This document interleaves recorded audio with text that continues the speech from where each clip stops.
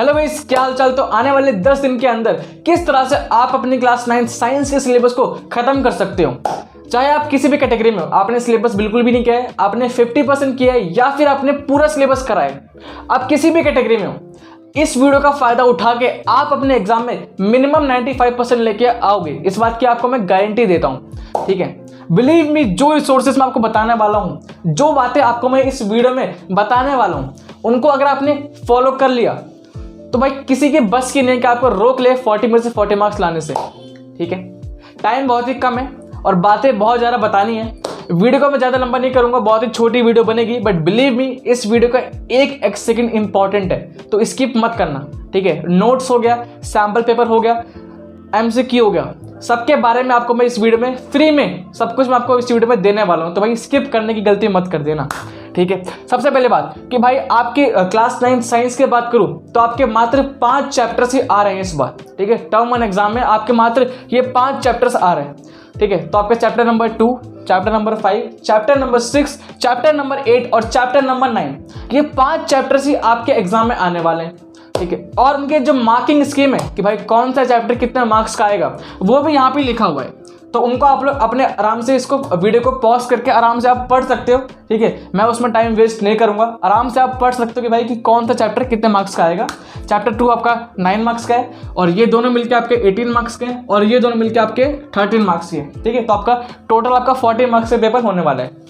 अगर बात करो भाई कि कौन से रिसोर्सेज को फॉलो करना है, भैया आखिर के 10 दिन में कौन सा हमारा प्रायोरिटी ऑर्डर होना चाहिए, तो भाई आखिर के 10 दिन में, अगले 10 दिन के अंदर आपको ये पूरा प्रायोरिटी ऑर्डर फॉलो करना है। बिलीव मी, ट्रस्ट करो मुझ पे कि आप में से जो व्यक्ति इसको फॉलो कर लेगा तो मैं बिलीव करो कि भाई उसके अच्छे मार्क्स आएंगे, ठीक है। कम से कम 95% तो वो लेके आएगा, फुल मार्क्स भी ला सकता है, ठीक है।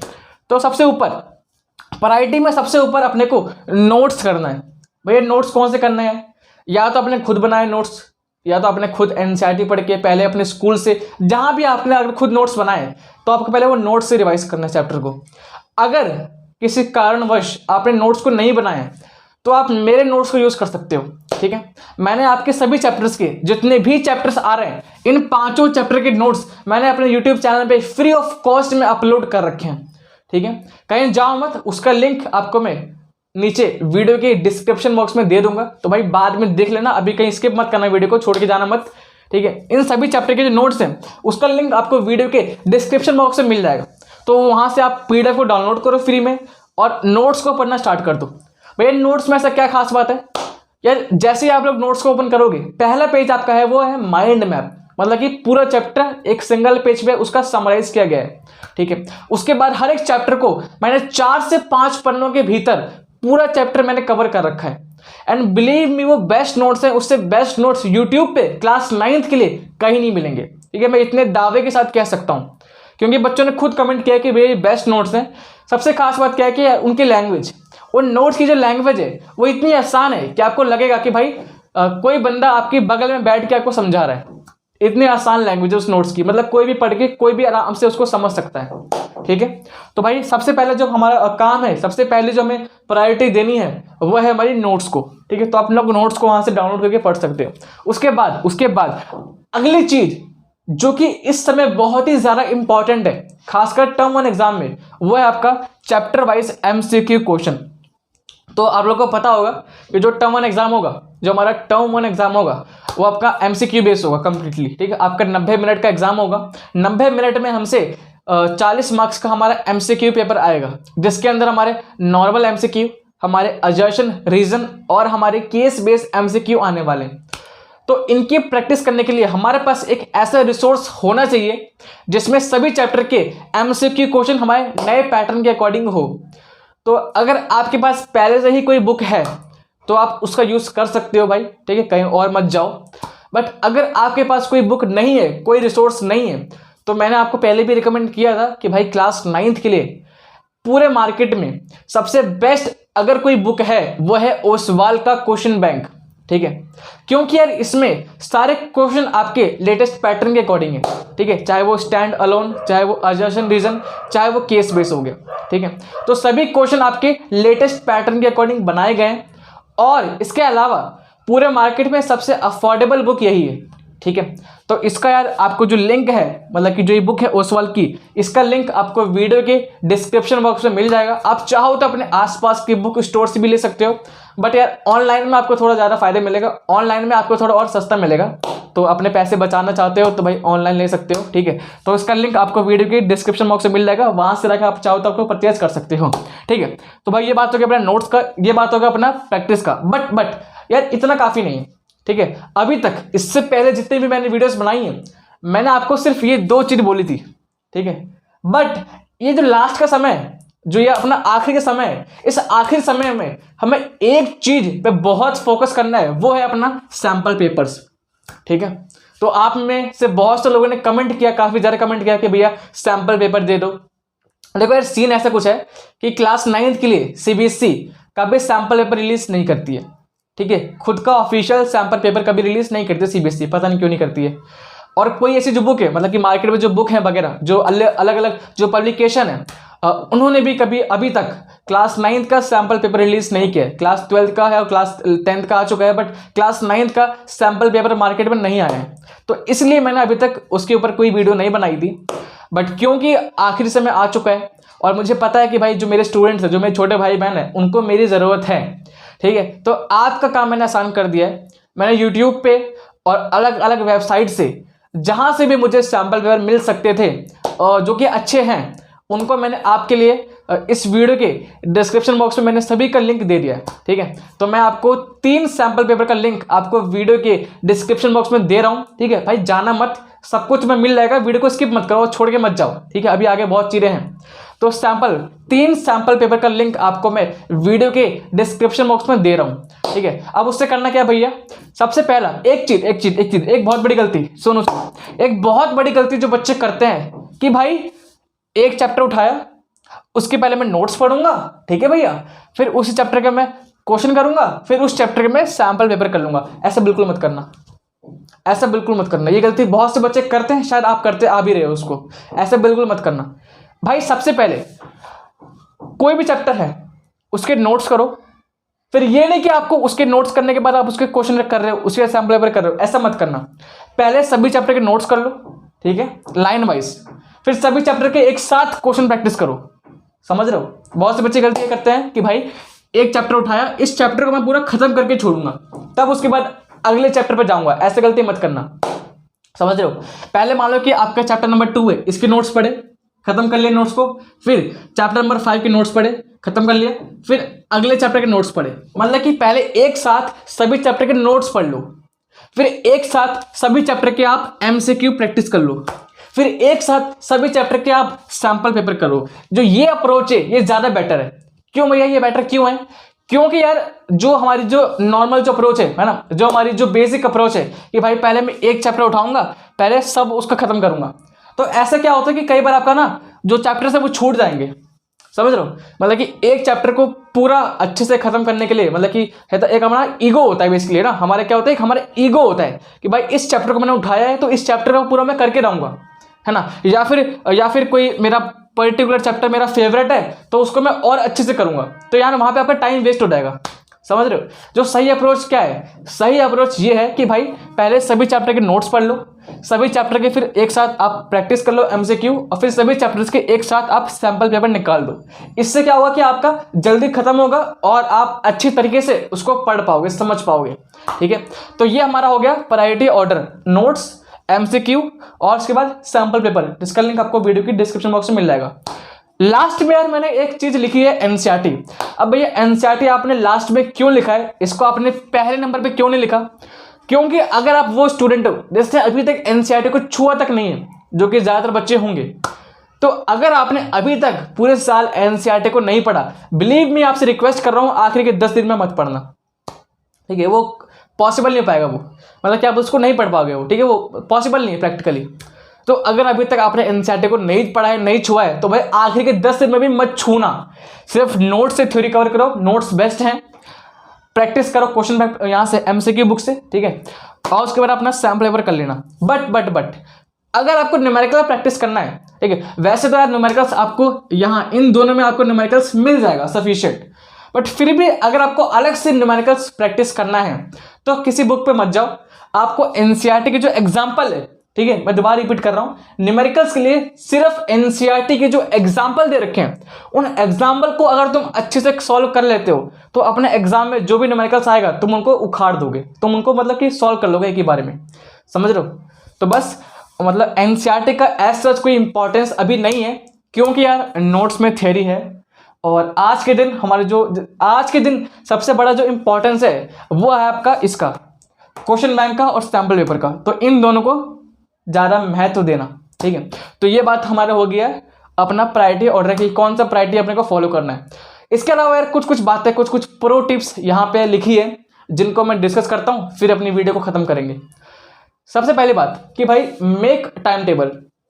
यार अभी तक मैंने आपसे नहीं बोला कि भाई टाइम टेबल बनाओ, या फिर मैंने कभी भी आपको टाइम टेबल नहीं दिया है, बट यार अगले 7 दिन और अगले 10 दिन किस तरह से निकल जाएंगे आपको पता भी नहीं चलेगा, ठीक है। मतलब कि अगर मैं सोचूं अभी कि मैं 9th 10th 11th 12th मेरी कितनी जल्दी निकल गई, मेरे को पता भी नहीं चला, ठीक है। सेम आपके साथ भी होगा कि आने वाले 10 दिन, आने वाले 15 दिन किस प्रकार से निकल जाएंगे, छू मंतर हो जाएंगे, आपको पता भी नहीं चलेगा, और फिर बाद में आप रिग्रेट करोगे कि यार टाइम निकल गया, काश ये भाई एक दिन और मिल जाता तो मैं तो फोड़ के आ जाता एग्जाम। ऐसा होता है ना कि भैया बस एक दिन और मिल जाता ना करने को तैयारी, तो मैं तो एग्जाम में पूरे आग लगा देता। तो भाई अभी टाइम है, उसका यूज़ करो, अभी टाइम है उसका यूज़ करो ना, ठीक है।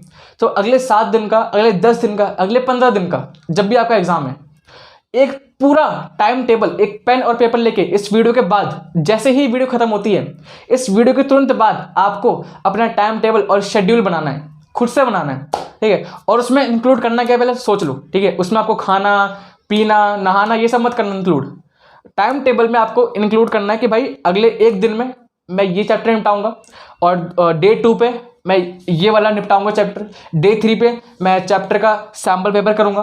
तो आपको बेसिकली स्टडी के अकॉर्डिंग आपको अपना शेड्यूल बनाना है, ठीक है। ये आप खुद ही बनाओगे, मैं आपको बना के नहीं दूंगा, खुद आपको ये मेहनत करनी पड़ेगी, ठीक है। तो अगले 7 दिन का, अगले 10 दिन का खुद से भाई टाइम टेबल बनाओ और उसको फॉलो करो, क्योंकि अगर टाइम टेबल नहीं बनाओगे तो आपके पास कुछ ऐसा हैगा नहीं, आपके पास एक प्लान नहीं होगा, है ना।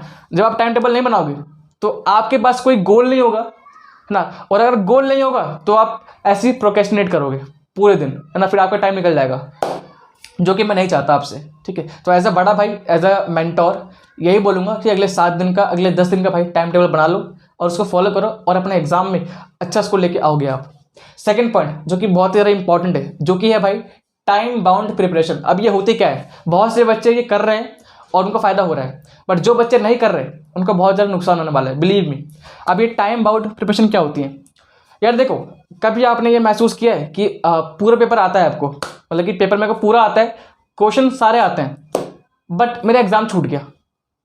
काफ़ी बच्चे बोलते हैं ना कि भैया पेपर तो आता है पूरा, बट एग्जाम मेरा पेपर छूट गया, क्वेश्चन में टाइम कम रह गया। देखो यार, जो पेपर सेट करता है जो इंसान, वो पेपर इस हिसाब से सेट होता है कि आपको पूरा टाइम मिलता है, मतलब कि जो टाइम होता है ना आपका 90 मिनट, वो उस हिसाब से पेपर सेट होता है कि आपको पूरा प्रॉपर टाइम है, टाइम कम नहीं होता कभी भी। तो अगर आपका पेपर छूट रहा है, इसका मतलब है कि आपकी जो अप्रोच है वो गलत है, समझ रहे हो। तो इसलिए आपको अभी से टाइम बाउंड प्रिपरेशन करनी है, ठीक है। अगले 7 दिन, अगले 10 दिन आपको टाइम बाउंड, मतलब कि टाइम को बाउंड करके आपको प्रिपरेशन करनी है, अपनी पढ़ाई करनी है। मान लो कि आप नोट्स पढ़ रहे हो, ठीक है, मान लो कि आप किसी भी चैप्टर का आप नोट्स पढ़ रहे हो, तो भाई टाइमर लगा दो कि 1 घंटा आपने लगाया, 60 मिनट्स का टाइमर लगाया, और 60 मिनट्स टाइमर लगा के भाई बिल्कुल एकदम चेयर टेबल लेके बॉटल वगैरह सब कुछ रख के, मतलब अपना स्टेशनरी, और 60 मिनट्स पूरे फोकस के साथ आपने पढ़ा। और आपको पढ़ना कैसे है कि भाई ये 60 मिनट है, ये 60 मिनट के अंदर ही मुझे चैप्टर पढ़ना है। अगर 60 मिनट क्रॉस हो गए तो ये चैप्टर मैं दोबारा नहीं पढ़ पाऊंगा, समझ रहे हो। मतलब कि आपको टाइम बाउंड होकर पढ़ना है। बेसिकली एग्जाम में क्या होता है, आपका एग्जाम होता है 3 घंटे का, है ना, और उसके अंदर आपको पेपर करना पड़ता है। जैसे ही 3 घंटा होता है आप अपना पेपर नहीं कर सकते, है ना, आपको अलाउड नहीं है। सेम चीज आप खुद करोगे अपने साथ कि भाई 60 मिनट्स का मैंने टाइमर लगाया, इस 60 मिनट के अंदर ही मेरे को ये चैप्टर पढ़ना है। अगर 60 मिनट के अंदर मैं ये चैप्टर पढ़ पाता हूँ तो अच्छी बात है। अगर 60 मिनट के अंदर मैंने कुछ और कर लिया, मैंने टाइम वेस्ट कर लिया, है ना, मेरा कहीं और ध्यान चला गया, तो ये दोबारा चैप्टर में नहीं कर पाऊंगा। आपको इस हिसाब से पढ़ना है, बिल्कुल पूरा फोकस होकर साथ, आपको पूरा टाइम बाउंड प्रिपरेशन करना है। सेम चीज़ आप यूज़ कर सकते हो अपने सैम्पल पेपर करते वक्त। मान लो कि आपको सैम्पल पेपर कर रहे हो, है ना, आपको मैंने 3 सैम्पल पेपर दिए हैं, तो मान लो कि आप अपना सैम्पल पेपर सॉल्व कर रहे हो, तो आपको भाई टाइमर लगाना है 90 मिनट का, जो कि आपका रियल एग्जाम होगा। तो आपको 90 मिनट का टाइमर लगाना है और उस 90 मिनट के अंदर आपको पूरा सैम्पल पेपर सॉल्व करना है। मतलब कि आपको खुद को एकदम रियल जो एग्जाम वाली है ना, आपको जो एकदम रियल एग्जाम वाली सिचुएशन होती है, आपको उसमें पूरा एग्जाम देना है। समझ रहे हो? मतलब कि आपको बाहर जाना नहीं है कहीं भी, पूरा पानी वगैरह आपको सामने रखना है, घड़ी सामने रखनी है, चेयर टेबल पे बैठ के आपको 90 मिनट के अंदर पूरा पेपर सॉल्व करना है। ठीक है, तो अगर आप कम से कम 3-4 बार अगर ऐसा करते हो, है ना, अगर आप 3 से 4 सैम्पल पेपर टाइम बाउंड होकर करते हो, तो बिलीव मी अपने एग्जाम में कोई भी क्वेश्चन आप छोड़ के नहीं आओगे। ये आप अपना एग्जाम पूरा अच्छे से करके आओगे, क्योंकि आपने 3-4 से क्योंकि आपने पहले ही 3-4 बार उसको प्रैक्टिस कर रखा है। ठीक है, तो रियल एग्जाम से पहले कम से कम 3 से 4 सैम्पल पेपर आपको टाइम बाउंड होके 90 मिनट का टाइमर लगा के आपको सॉल्व करना है। अगर आप कर लेते हो, बिलीव मी आप अपने एग्जाम में फोड़ के आने वाले हो, मतलब कि आप अपने एग्जाम में तबाही लेके आओगे। समझ रहे हो? तो बस कुछ ही टिप्स थी, और लास्ट में बस एक टिप लिखा है कि बिलीफ एंड कॉन्फिडेंस।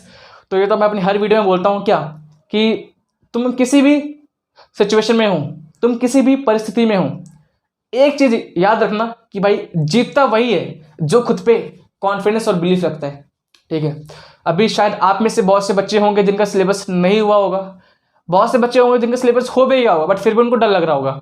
लास्ट में बस इतना बोलूंगा कि जो व्यक्ति खुद पे कॉन्फिडेंस और खुद पे बिलीफ रखता है, वो कुछ भी कर सकता है।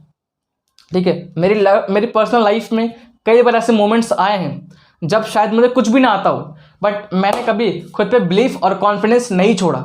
मैं हमेशा बिलीफ और खुद पे हमेशा मैं कॉन्फिडेंट था कि मैं तो कर लूँगा, और मैं उस चीज़ को मैं करके आया हूँ। ठीक है, तो इसलिए बोलूँगा लास्ट में कि भाई चाहे आपने सिलेबस करा है, चाहे आपने नहीं किया है, खुद पे कॉन्फिडेंस रखो कि मैं अच्छा करके आऊँगा। ठीक है, दिन में खुद को 10 बार बोलो, 50 बार बोलो कि भाई मैं अच्छा करके आऊँगा, इस एग्ज़ाम में मैं अच्छे मार्क्स लेके आऊँगा। जब आप खुद से बोलोगे इतनी बार, तो फिर आपके अंदर वो बैठ जाएगा, आप अपने जो कॉन्फिडेंस है, आपको जो कॉन्फिडेंस लेवल है वो बढ़ जाएगा।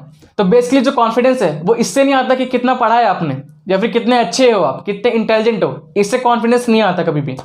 कॉन्फिडेंस आता है अपने नेचर से, कि आप खुद को कैसा फील करवाते हो। ठीक है, तो दिन में खुद से बोलना है हर वक्त, सोते उठते खाते बैठते हर वक्त बोलना है कि इस एग्जाम में मैं अच्छा स्कोर लेके आऊँगा, चाहे कुछ भी हो जाए, बट मैं इस एग्जाम में अच्छा स्कोर लेके आऊँगा।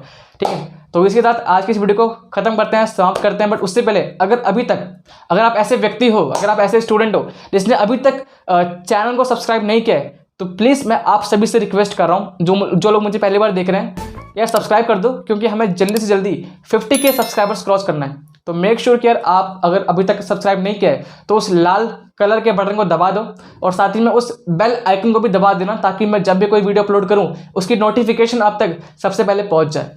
ठीक है, तो बस यार आज की इस वीडियो में इतना ही। बाकी लास्ट में बस यही बोलूँगा कि खुद पे बिलीफ रखो, कॉन्फिडेंस रखो, आप में से हर एक बच्चा अपने एग्जाम में अच्छा स्कोर लेके आएगा। ठीक है, सभी को बेस्ट ऑफ लक, मिलते हैं अगली वीडियो में, तब तक के लिए goodbye, see you and take care guys.